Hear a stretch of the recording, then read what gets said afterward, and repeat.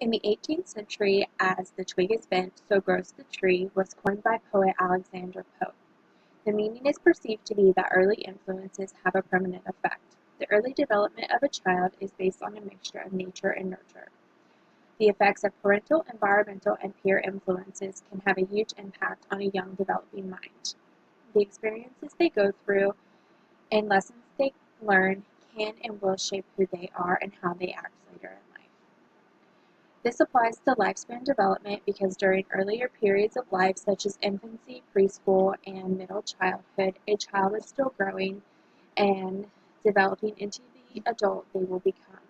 Subcultural differences, nature and nurture, and historical factors all play a role in the development of a human.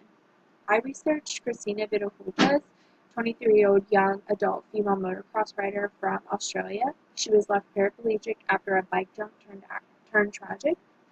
After the crash, which took place during a routine training run, she was left with a lacerated spleen, punctured lung, broken ribs, and several spinal cord injuries.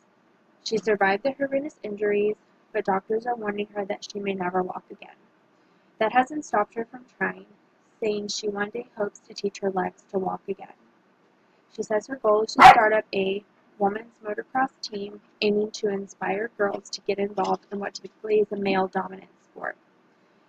Three major developmentalist assumptions I chose were nature versus nurture, behavioralism, and sociocultural, because her passion for the sport started 5 years ago when she first started riding.